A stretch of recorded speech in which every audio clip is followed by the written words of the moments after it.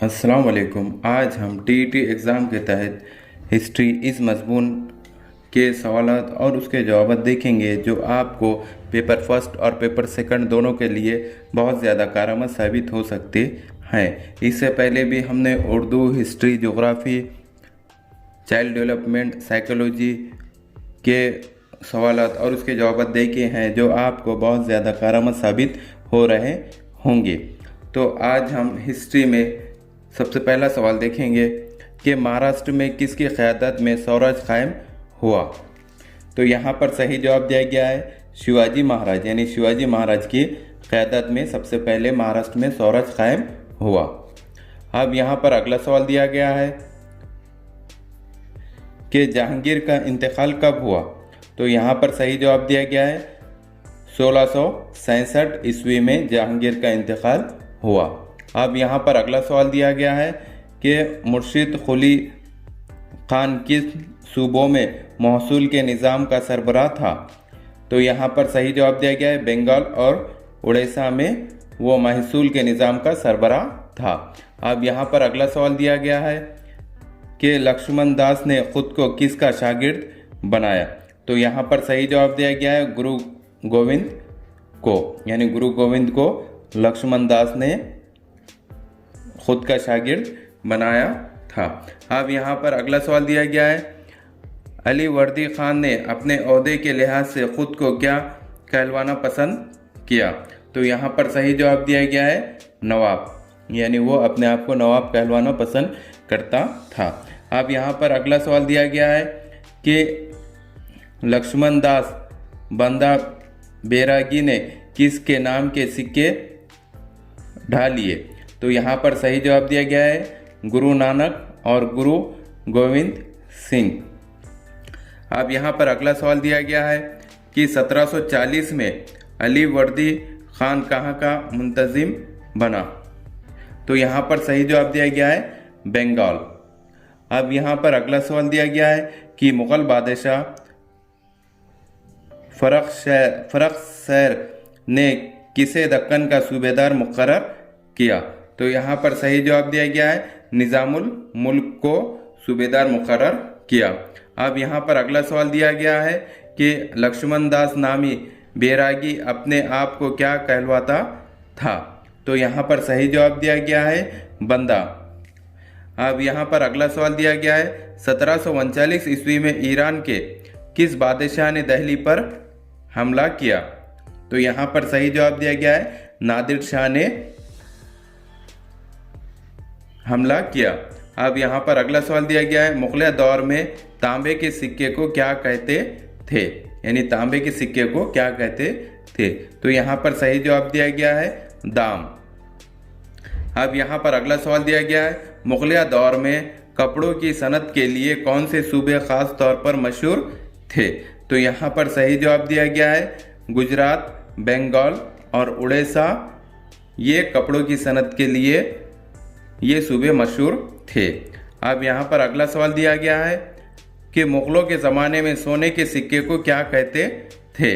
तो यहाँ पर सही जवाब दिया गया है मोहर कहते थे। यहाँ पर अगला सवाल दिया गया है अकबर ने आगरा के करीब कौन सा शहर बसाया, यानी जो अकबर ने जो है वो आगरा के करीब कौन सा शहर बसाया। तो यहाँ पर सही जवाब दिया गया है फतेहपुर सीकरी, यानी फतेहपुर सीकरी को अकबर ने बसाया। अगला सवाल पूछा गया है कि किसने चंद अपदेशों का फारसी में तर्जुमा किया। तो यहाँ पर सही जवाब दिया गया है दारुल शिकवा। अब यहाँ पर अगला सवाल दिया गया है मुग़ल दौर हुकूमत में रेशमी कपड़ों की पैदावार के कौन से मुकामात मशहूर थे, किसके लिए, रेशमी कपड़ों के लिए। तो यहाँ पर सही जवाब दिया गया है आगरा, पटना, खंबात और पैठन, ये मशहूर थे। अब यहाँ पर अगला सवाल दिया गया है शायरुल मुल्क जासी ने हिंदी ज़बान में कौन सी मसनवी लिखी। तो यहाँ पर सही जवाब दिया गया है पद्मावत। कौन सी लिखी, पद्मावत लिखी है। अब यहाँ पर अगला सवाल पूछा गया है कि आमदरफ्त के निज़ाम में किस मुकाम को मरकज़ी हैसियत हासिल थी। तो यहाँ पर सही जवाब दिया गया है आगरा को मरकज़ी हैसियत हासिल थी। अब यहाँ पर अगला सवाल पूछा गया है कि किन शहरों को तिजारती मरकज़ की हैसियत से उरूज हासिल हुआ। किसकी हैसियत से? तिजारती मरकज़ की हैसियत से उरूज हासिल हुआ। तो यहाँ पर सही जवाब दिया गया है आगरा और ब्रह्मपुर को उरूज हासिल हुआ। अब यहाँ पर अगला सवाल दिया गया है मुग़लिया अहद के भारतीय समाज में माशी एतबार से कितने तबके थे? कौन से? माशी एतबार से कितने तबके थे? तो यहाँ पर सही जवाब दिया गया है 3 तबके थे। अब यहाँ पर अगला सवाल पूछा गया है कि दिल्ली में शाहजहां के तामीर किया हुआ किला किस नाम से मशहूर है? कहाँ पर? दिल्ली का जो किला है वो किस नाम से मशहूर है जिसको शाहजहां ने बनाया था? तो यहाँ पर सही जवाब दिया गया है लाल किले के नाम से मशहूर है। अब यहाँ पर अगला सवाल पूछा गया है कि बाबर ने कौन सी किताब लिखी? यानी जो बाबर ने जो किताब लिखी थी वो कौन सी किताब लिखी थी? तो यहाँ पर सही जवाब दिया गया है तज़किए बाबरी लिखी थी। अब यहाँ पर अगला सवाल दिया गया है हुमायूंनामा किसने लिखा? यानी जो हुमायूंनामा था वो किसने लिखा था? तो यहाँ पर सही जवाब दिया गया है गुलबदन बेगम ने लिखा था। अब यहाँ पर अगला सवाल पूछा गया है किन किताबों में अकबर के दौरे इख्तिदार की मालूमात मिलती है? यानी अकबर के दौरे इख्तिदार की जो मालूमात है वो किन किताबों में मिलती है? तो यहाँ पर सही जवाब दिया गया है अकबरनामा और आईने अकबरी में अकबर के दौरे हुकूमत की मालूमात मिलती है। अब यहाँ पर अगला सवाल पूछा गया है कि कई गांव मिलकर एक क्या बनता है? यानी जो कई गांव है वो मिलकर क्या बनता है? तो यहाँ पर सही जवाब दिया गया है प्रंगना। क्या बनता है? प्रंगना बनता है।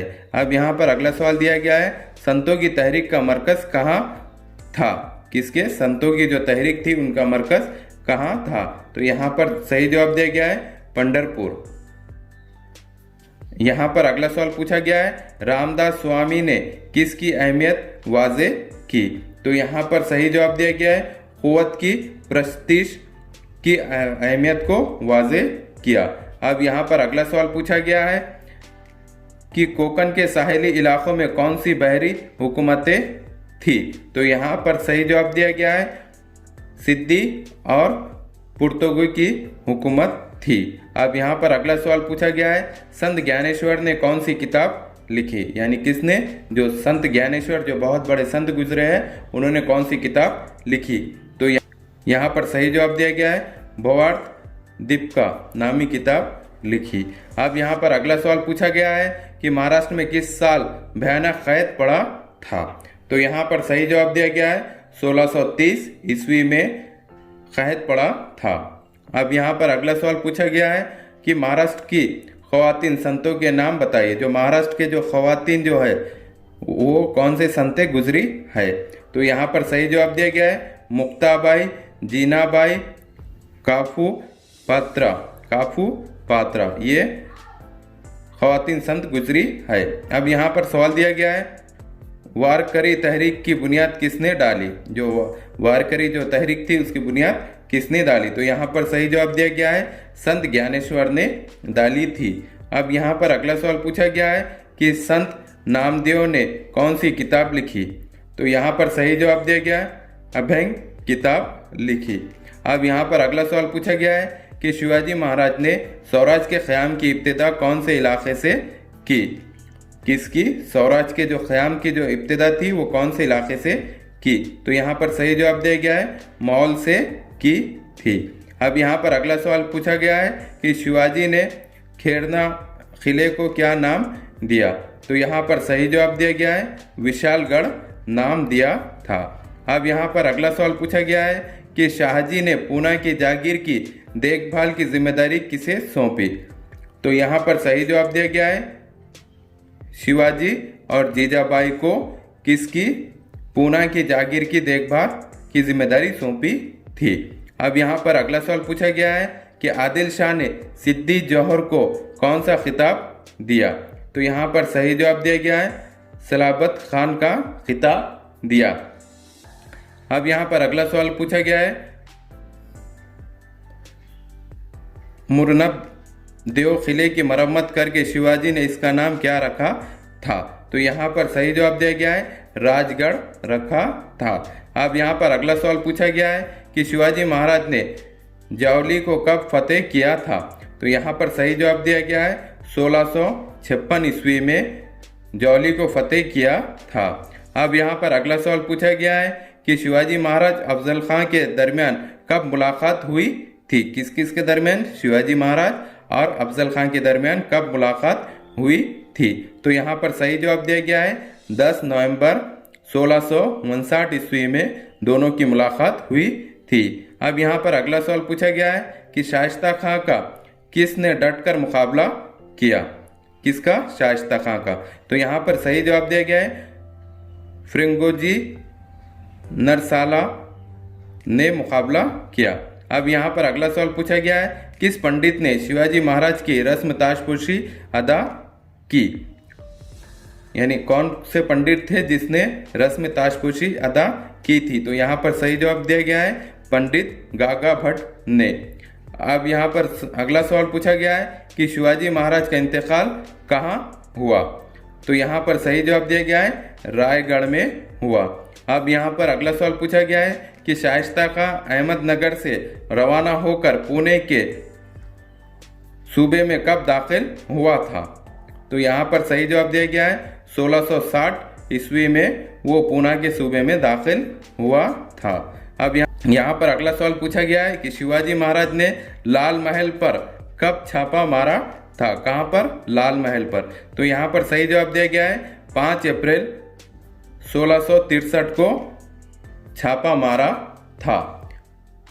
इस तरह के हमारे एजुकेशनल वीडियो देखने के लिए हमारे चैनल को सब्सक्राइब करें, बेल आइकन दबाएं, लाइक करें, शेयर करें और आगे के वीडियो देखने के लिए हमें कमेंट्स करें। Thank you.